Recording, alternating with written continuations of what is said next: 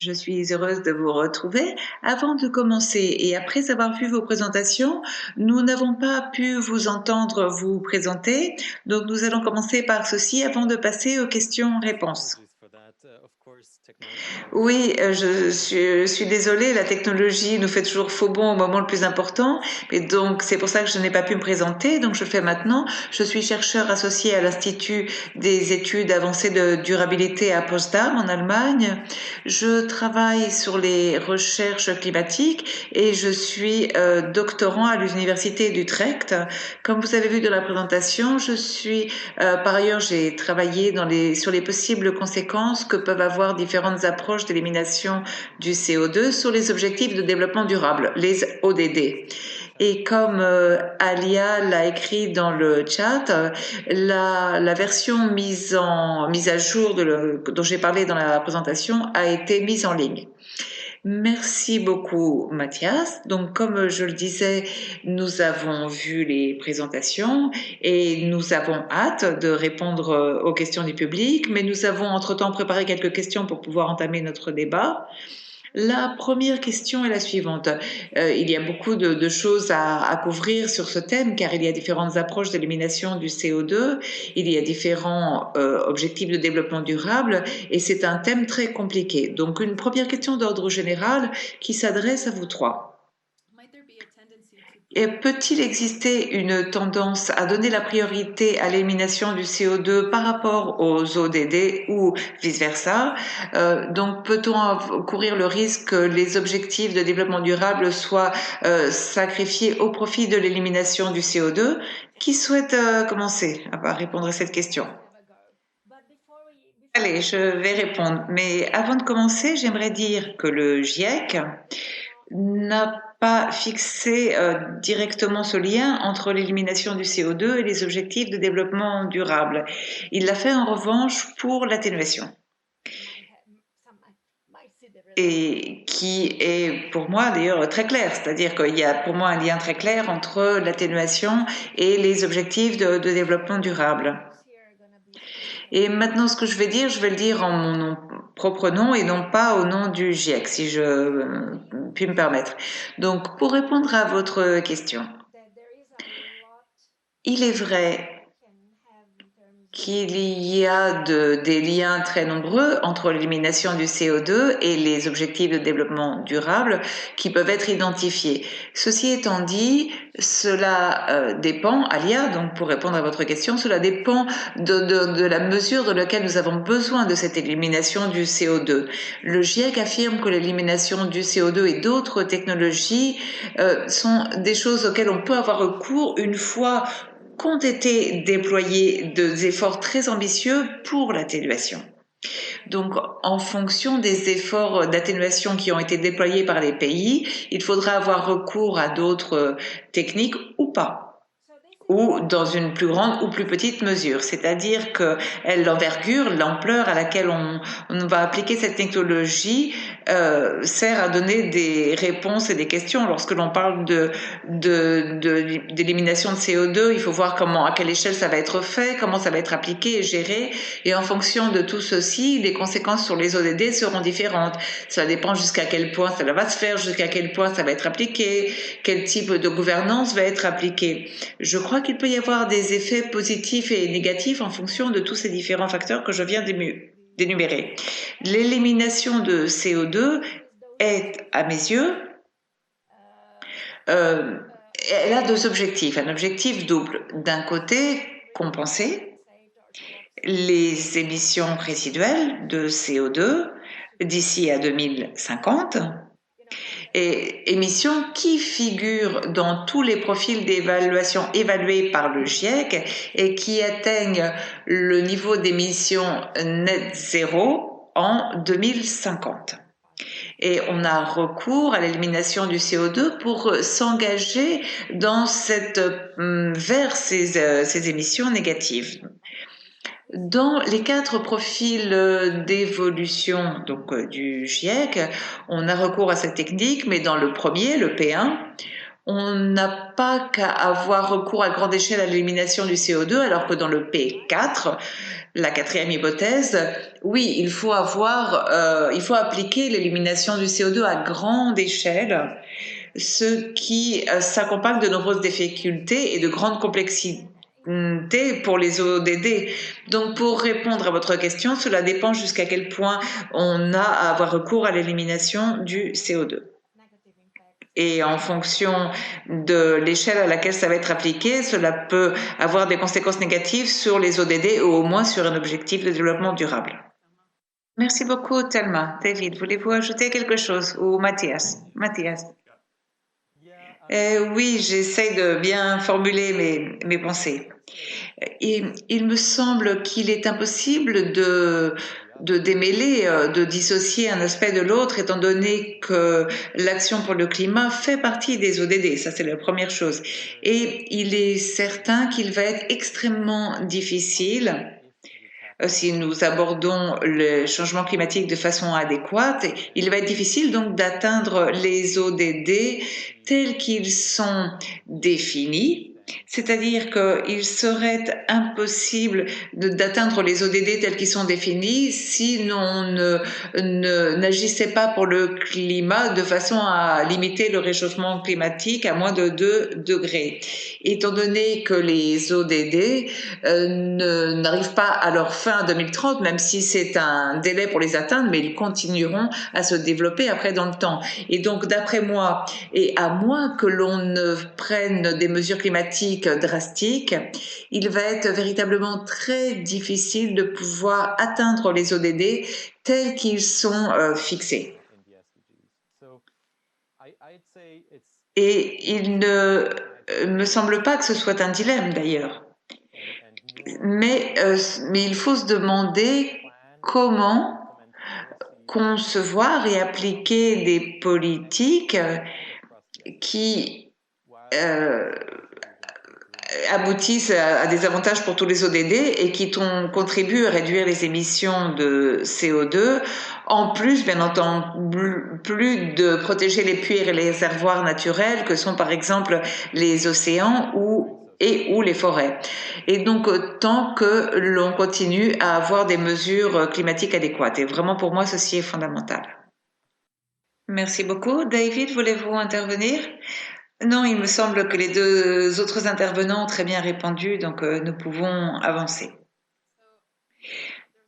Il y a différentes approches. Donc, à votre avis, y en a-t-il une qui vous semble tirer le meilleur parti des avantages et réduire le plus possible les contreparties, donc en termes d'objectifs de développement durable? Est-ce que vous avez quelque chose en tête? Quel est votre point de vue sur cette question? Eh bien, il me semble que c'est une erreur d'essayer de trouver une approche qui soit la meilleure, et ceci pour différentes raisons. Tout d'abord parce que ce dont nous avons à avoir besoin, c'est d'un éventail, d'un portefeuille d'approches. Et un portefeuille qui va être différent en fonction de l'endroit où cela va être appliqué. Et c'est la façon adéquate en compte tenu du contexte, de l'influence du contexte et également des effets négatifs qui seront plus ou moins importants en fonction du contexte où va être appliquée cette technologie. Mais par ailleurs, actuellement, nous ne sommes pas sûrs de la façon dont les différentes approches vont s'articuler. Donc, on ne peut pas simplement se retrousser les manches sur une approche en particulier, alors qu'actuellement, nous ne savons pas véritablement quelle est l'approche appropriée. Donc, il me semble une erreur d'en identifier un comme le plus approprié, et il nous faut véritablement tout un portefeuille d'approches. Merci David. Quelqu'un d'autre souhaite-t-il intervenir? Merci beaucoup. Il me semble que David a donné une réponse tout à fait appropriée. Et quant à moi, j'aimerais mettre l'accent sur le fait qu'il n'y a pas de paquet de mesures qui vont fonctionner partout. C'est-à-dire que les pays doivent identifier quelles sont les mesures potentielles qui peuvent être appliquées dans leur territoire. Et je continue à parler en mon nom propre. Par exemple, au Brésil, il y a beaucoup de production de bioénergie. On produit depuis de nombreuses années de la bioénergie. Donc la technologie est à maturité dans ce sens.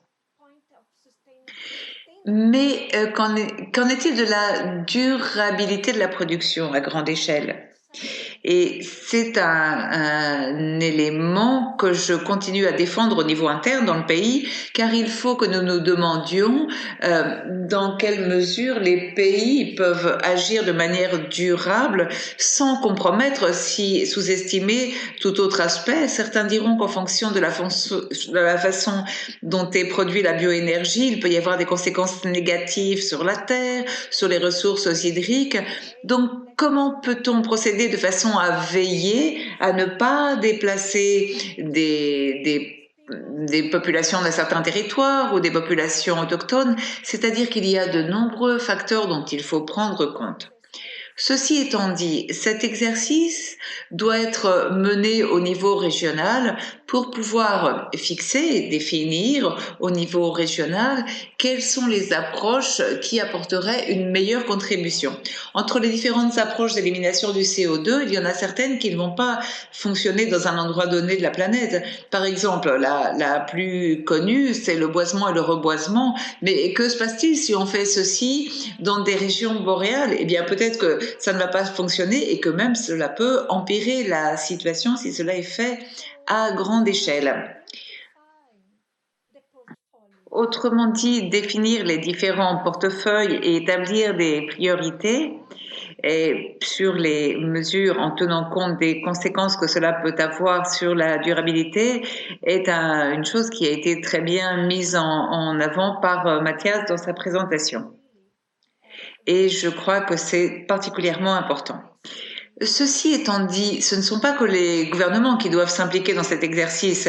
Nous parlons du caractère inclusif des processus de gouvernance, donc il faut que cela soit débattu avec la société civile, avec le secteur privé, bien entendu, car celui-ci va jouer un rôle très important, il va faire entendre sa voix et il a un rôle important à jouer, et donc les gouvernements doivent être impliqués à tous les niveaux, c'est-à-dire que j'insiste sur le fait que la gouvernance est très importante au niveau national, au niveau international, mais d'une façon différente, et on pourra peut-être en reparler ensuite, mais il faut favoriser un débat inclusif qui contribue à l'application de cette technologie si c'est nécessaire et quand cela va être nécessaire.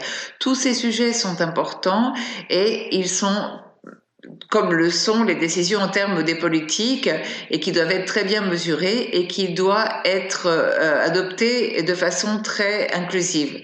Donc ce sont peut-être des pistes pour la réflexion, des éléments qui montrent qu'il y a un gros potentiel, mais il faut nous impliquer dans un processus de réflexion très consciencieux pour faciliter des synergies et éviter des conséquences négatives, en particulier sur les objectifs de développement durable. Si je puis, j'aimerais ajouter une chose à ce que viennent de dire Thelma et David, dont les propos ont été très clairs. Donc, il ne s'agit pas de voir un groupe d'experts au niveau mondial dire que telle ou telle approche est meilleure qu'une autre. Et j'aimerais mettre en avant les contributions déterminées au niveau national, les CDN, qui est un sujet important. Ces CDN sont les programmes et les plans envisagés par chaque pays pour voir comment il va contribuer aux efforts d'atténuation.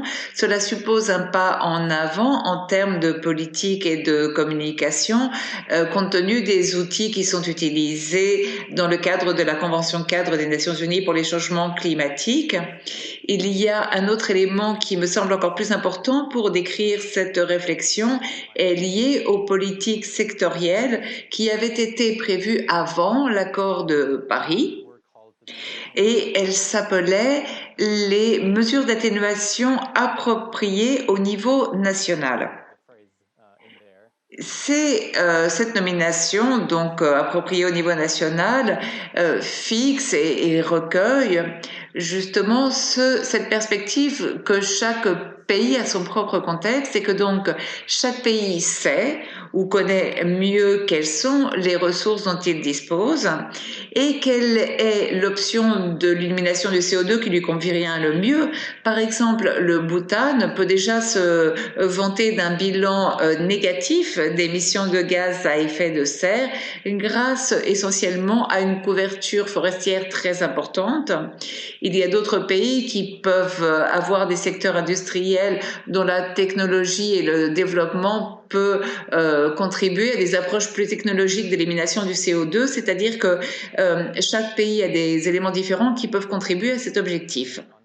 L'accord de Paris incite également toutes les parties à présenter des mesures d'atténuation exhaustive, complète, et dans beaucoup de contributions déterminées au niveau national, il y a des éléments qui sont éparpillés et donc il y a beaucoup de marge d'amélioration et de manœuvre pour que ces CDN soient de plus en plus complètes et que n'incluent pas simplement tous les gaz à effet de serre, tel que cela est recueilli de la Convention cadre des Nations Unies pour les changements climatiques, mais qu'elle comprenne aussi tous les secteurs industriels et toutes les activités des êtres humains dans leur ensemble, et qu'elle n'offre pas que des perspectives d'atténuation, mais également d'absorption du CO2 qui est déjà présent dans l'atmosphère. Donc c'est ce caractère complet et exhaustif qui qui invite les parties à poser des approches qui n'ont peut-être pas encore été explorées.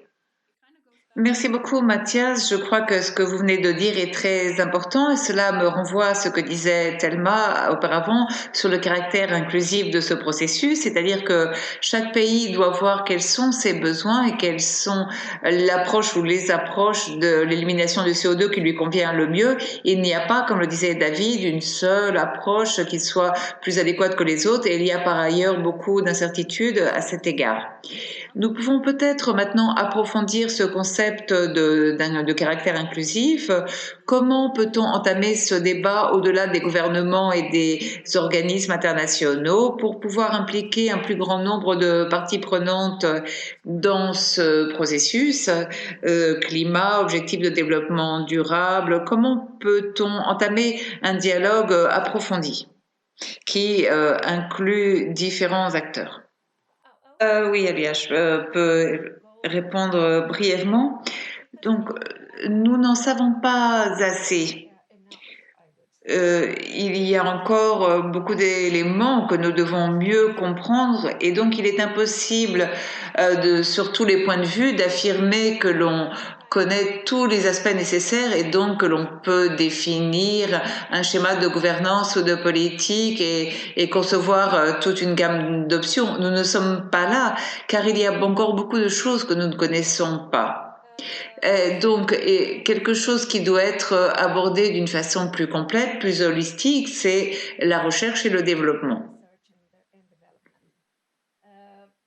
Et quand donc je fais référence à la recherche, je veux insister là une fois de plus sur le caractère inclusif, car l'idéal serait que cette recherche inclue toutes les parties et au moins que soient diffusés des messages scientifiques de façon à ce que tout le monde puisse les comprendre et que l'on puisse identifier clairement les lacunes et les manques. Ce qui ne veut pas dire que les lacunes en tant que telles vont nous conduire à l'inaction, non, mais elles nous signalent les aspects sur lesquels il faut peut-être plus s'efforcer d'avoir un niveau de compréhension plus élevé.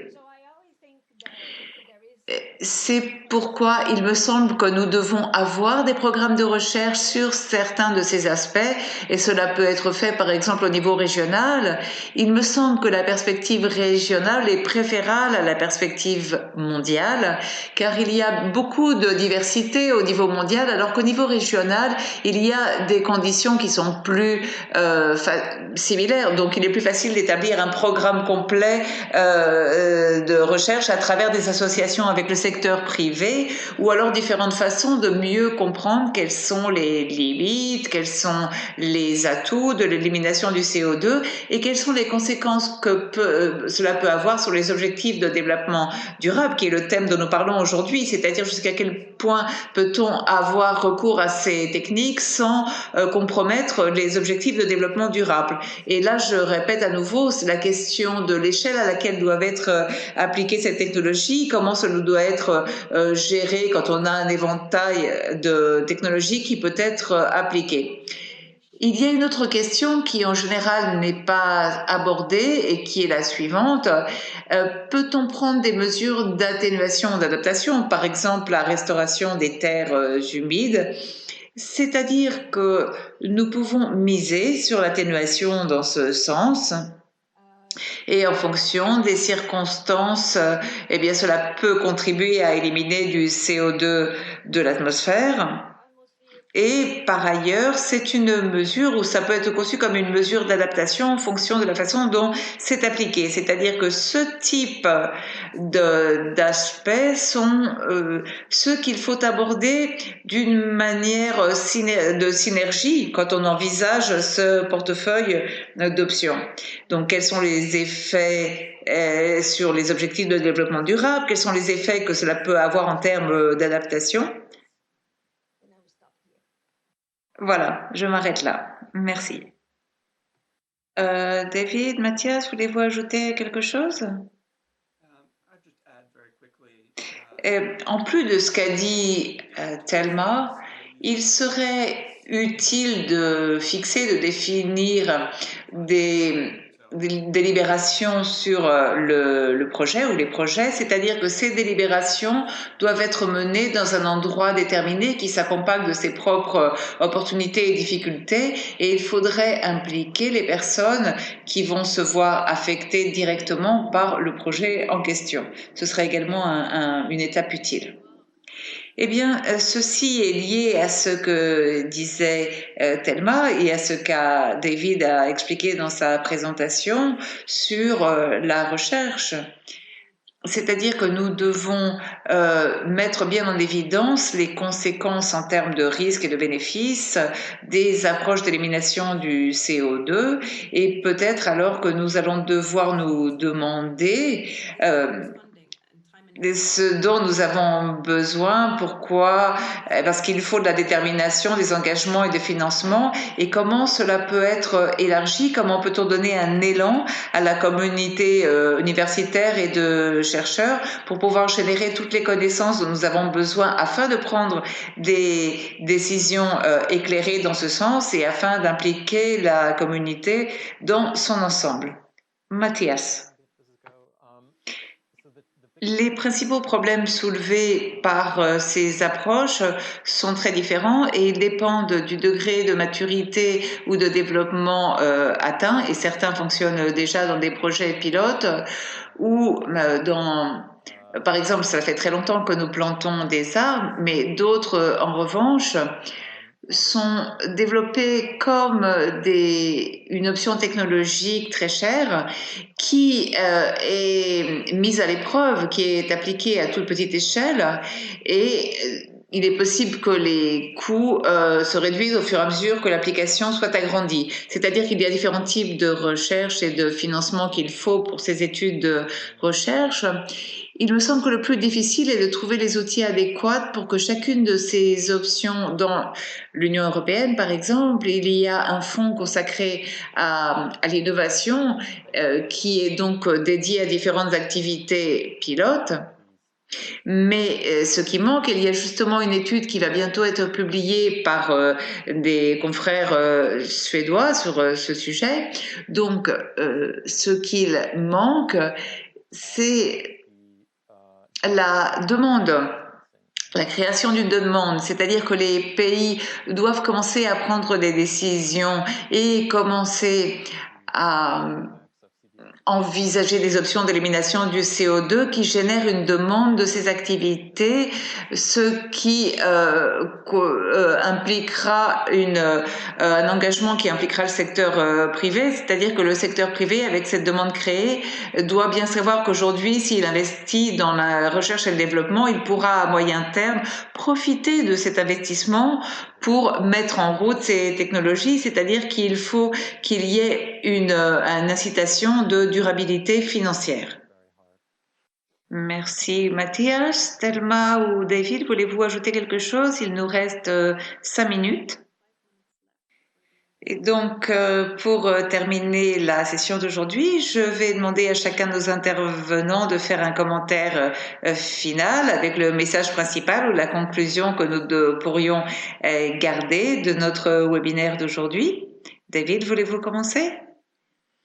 Eh bien, je rappellerai la relation qui existe entre l'élimination du CO2 et les objectifs de développement durable, qui est une relation compliquée qui dépend justement du type d'approche d'élimination du CO2 que nous envisageons, du contexte, de la gouvernance et de l'élaboration, la définition des différentes approches et portefeuilles d'approches qui tiennent compte des spécificités de chaque endroit, car certaines approches fonctionneront mieux dans un endroit que dans un autre.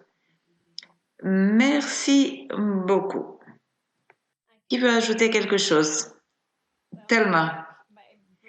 Bon, mon commentaire final, donc ma conclusion, serait que si nous concevons l'élimination du CO2 comme un portefeuille d'options pour absorber du CO2 de l'atmosphère, le mieux que l'on pourrait faire, c'est-à-dire la solution idéale, serait de ne pas avoir de CO2 dans l'atmosphère qu'il faudrait absorber. C'est-à-dire que j'aimerais souligner qu'il faut déployer des efforts drastiques d'atténuation pour pouvoir atteindre l'hypothèse la plus idéale envisagée par le GIEC dans son rapport sur les différents profils d'évolution évalués par le GIEC, c'est-à-dire une trajectoire de décarbonation rapide sans que le développement ne soit sous-estimé. Et bien entendu, on peut le faire, c'est viable, mais on ne réfléchit pas suffisamment sur la transformation qu'il faut réaliser dans toute la société et qui est fondamentale pour pouvoir aborder tout ce qui est lié au changement climatique. Donc ma conclusion, c'est faisons tout ce que nous pouvons pour ne pas avoir à absorber, à éliminer du CO2 de l'atmosphère ou pour avoir recours à d'autres technologies qui s'accompagnent de moins de doutes scientifiques, car on ne sait pas encore quelles sont les conséquences de tout cela. Et toutes les technologies et options que nous envisageons sont des choses auxquelles on doit avoir recours simplement si on ne fait rien pour changer les choses telles qu'elles sont actuellement. Merci beaucoup, Mathias. Quel est votre dernier commentaire? Eh bien, pour terminer, j'aimerais dire que nous devons agir très vite et de façon très ambitieuse pour pouvoir atténuer les changements climatiques. Comme l'a dit David, il faut que nous concevions cette question comme un défi qui va demander différentes options, donc toute une gamme d'options. Et beaucoup de ces options s'entourent de grandes incertitudes. Il y a beaucoup de régions de la planète qui doivent s'impliquer, où il y a beaucoup de domaines qui doivent s'impliquer au nom de l'atténuation. Et donc pendant ce temps-là, on peut entamer un débat inclusif pour pouvoir agir et faire des choses dès maintenant qui évitent que plus tard nous nous voyons obligés à avoir recours à certaines actions ou mesures que nous préférerions éviter. Donc il faut être très minutieux, très attentionné et entreprendre un processus de prise de décision inclusif et éclairé. Merci beaucoup, Mathias. Il est vrai que nous devons dire bien clairement que ceci est un sujet qui demande des solutions urgentes. Et effectivement, que si nous n'avions pas autant d'émissions, nous n'aurions pas à nous préoccuper autant des options nécessaires pour absorber du CO2 de l'atmosphère.